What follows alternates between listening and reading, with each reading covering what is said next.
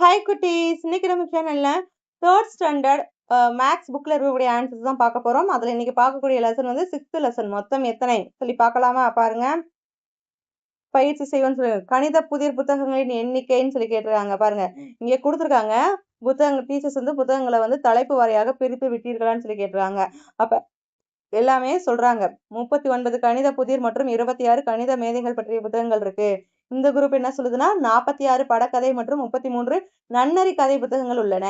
இவங்க என்ன சொல்றாங்க? 38 விண்வெளி அறிவியல் புத்தகங்களும் மற்றும் 18 அறிவியல் மேதைகள் பற்றிய புத்தகங்களும் இருக்கு அப்படின்னு சொல்றாங்க.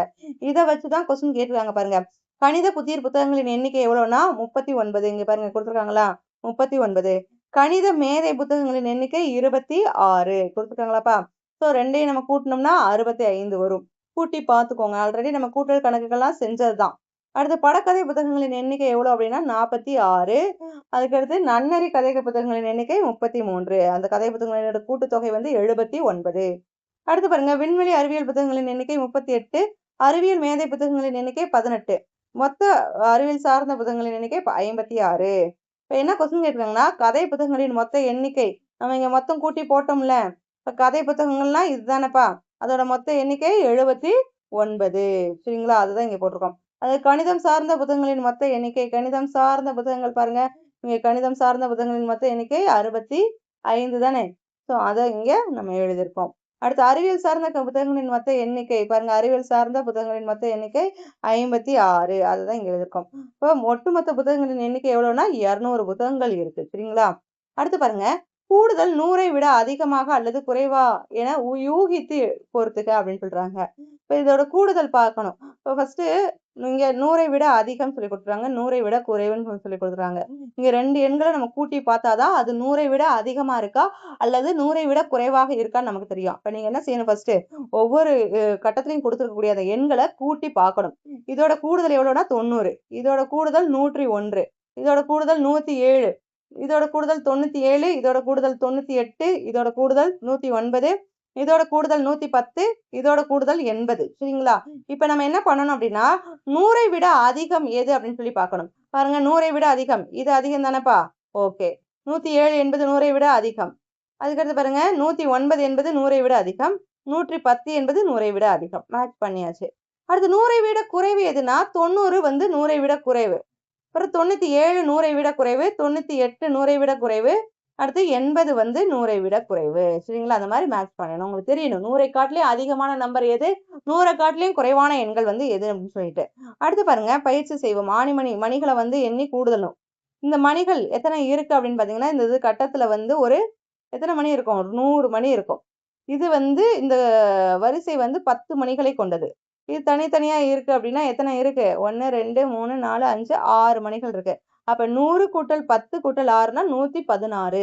இதுல பாத்தீங்கன்னா 10, இங்க ஒரு 10, இங்க ஒரு 2. அப்ப 10 கூட்டல் 10 20, 20 கூட்டல் 2 22. இது ரெண்டையும் கூட்டினீங்கன்னா 138. அந்த மாதிரிதான் மணிகளை வச்சு எண்ணி கூட்டி இந்த இடத்துல போடணும். சரிங்களாப்பா? அவங்களே கொடுத்துட்டாங்க. 100கள் 10கள் 1கள் உங்களுக்கு தெரியும். இது வந்து 1கள், இது 10கள், இது 100கள். அதுக்கு ஏத்த மாதிரி கரெக்டா போடணும். இது பாருங்க, இங்க 100, இங்க ஒரு 10 110, இங்க ஒரு 10 10 20 20 ஒரு 8 இருக்கா 28. ரெண்டையும் கூட்டினீங்கன்னா 138. அடுத்து பாருங்க, இங்க ஒரு 100 இருக்கா, இங்க ஒரு 100 இருக்கு, இங்க ஒரு 20 இருக்கு, இங்க ஒரு 4 இருக்கு. எல்லாமே கூட்டுனீங்கன்னா 224. இதுல பாத்தீங்கன்னா இங்க ஒரு 100 இருக்கு, கூட்டல் இங்க ஒரு 30 இருக்கா, அடுத்து ஒரு கூட்டல் இங்க ஒரு 5 இருக்கு. சரிங்களா?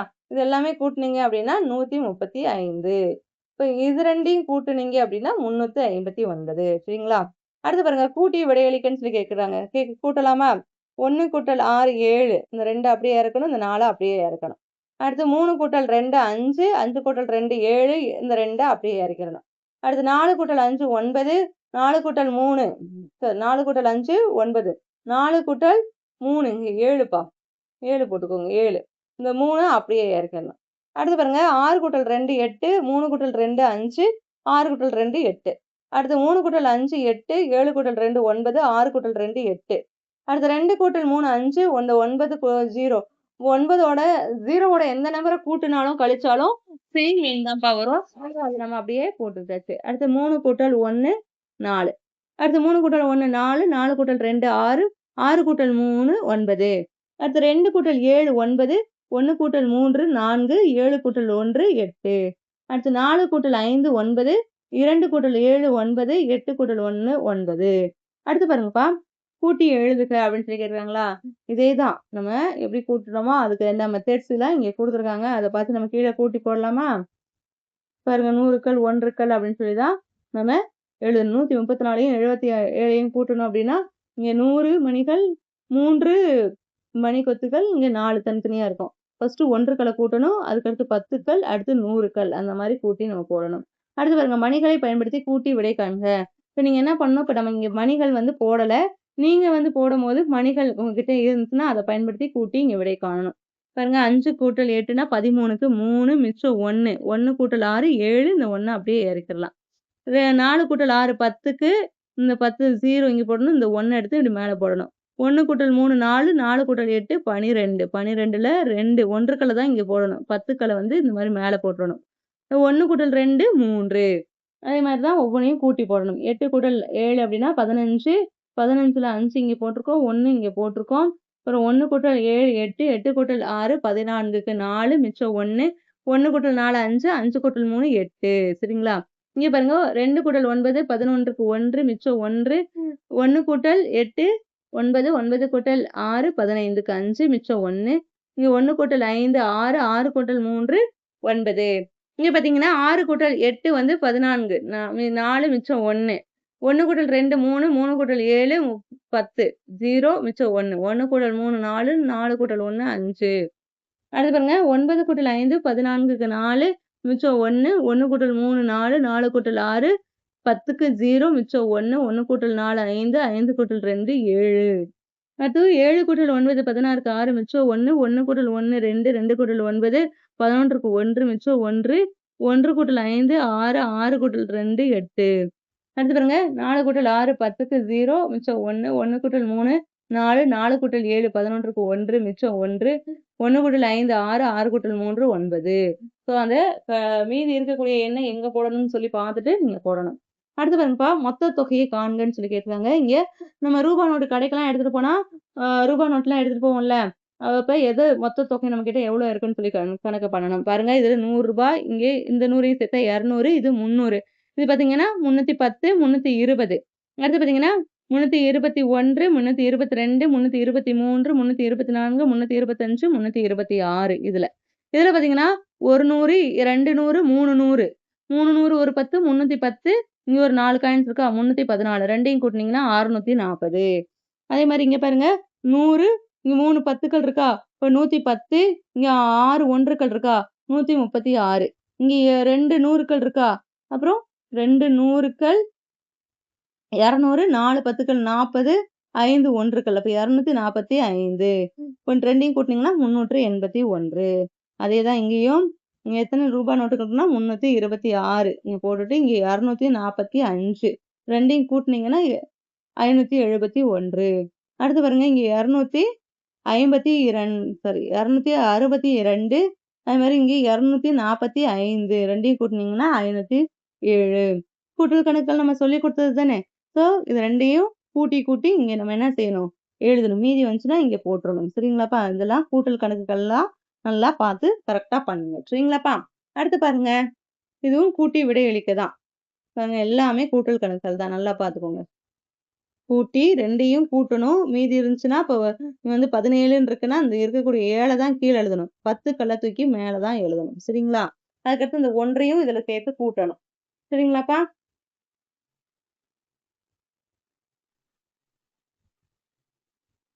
பாருங்க, இப்போ இதில் என்ன கேட்டிருக்காங்கன்னா, கூட்டி தவற்றை கண்டறிந்து அதனை சரி செய்கன்னு சொல்லி கேட்டிருக்காங்க.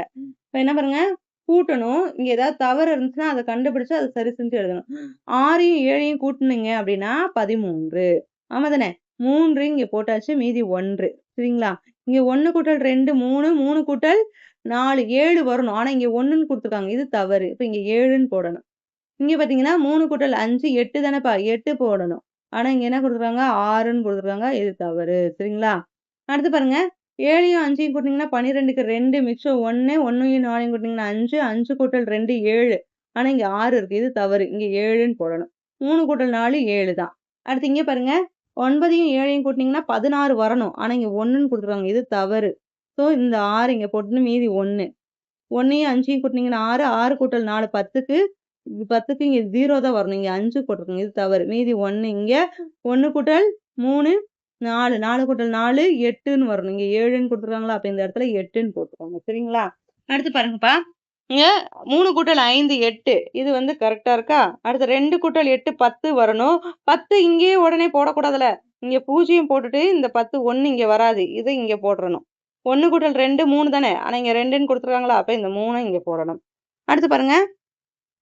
6 கூட்டல் 7 13 இருக்கு 3 மிச்சம் 1 1 கூட்டல் 2 3 3 கூட்டல் 4 7 இந்த 3 5 கூட்டினீங்கன்னா 8.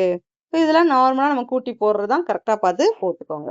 அடுத்து பாருங்க பயிற்சி செய்வோமா? பாருங்க இது வந்து வகை கணக்கு மாதிரி கொடுத்துருக்காங்க. ஒரு பழக்கடையில் 125 ஆப்பிள் 144 மாம்பழம் உள்ளன எனில் அக்கடையில் உள்ள மொத்த பழங்கள் எண்ணிக்கை எத்தனைன்னு கேட்டிருக்காங்க. அப்ப ஆப்பிள் எவ்வளவு இருக்கு? 125. மாம்பழம் வந்து 144 இருக்கு.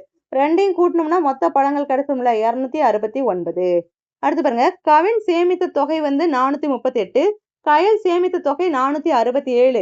இருவரும் சேமித்த மொத்த தொகை. இந்த மாதிரி மொத்தம் கேட்டினாலே ரெண்டையும் கூட்டணும்னு அர்த்தம். சரிங்களா? இப்ப கவினின் தொகை கயலின் தொகை போட்டு ரெண்டையும் கூட்டி போட்டீங்கன்னா அதோட ஆன்சர் 905.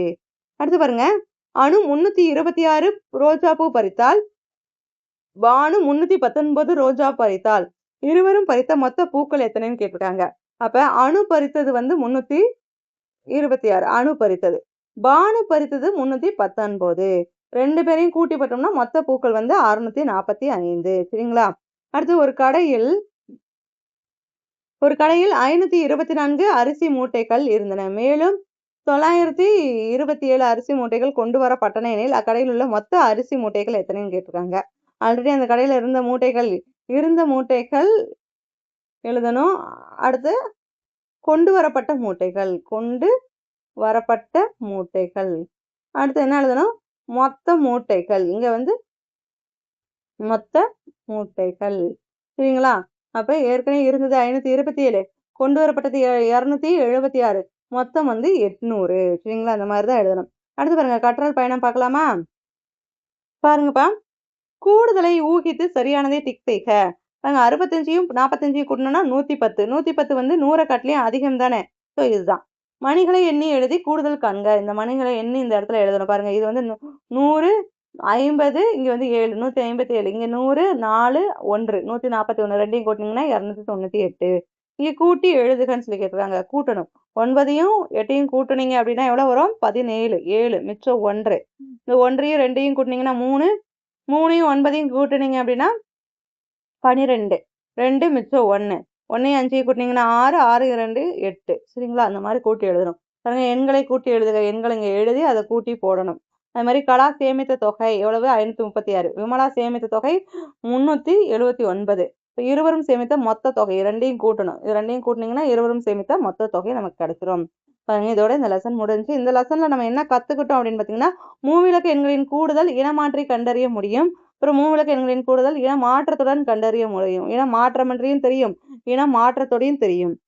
கூடுதல் தொடர்பான கதை கணக்குகள் இந்த மாதிரி கதை கணக்குகளும் நமக்கு எழுத தெரியும். தெரிஞ்சுன்னா இந்த பாக்ஸ்ல டிக் பண்ணிக்கோங்க. ஓகேவா? இதோட இந்த லெசனுக்கு உண்டான ஆன்சர்ஸ் எல்லாம் கம்ப்ளீட் பண்ணியாச்சு.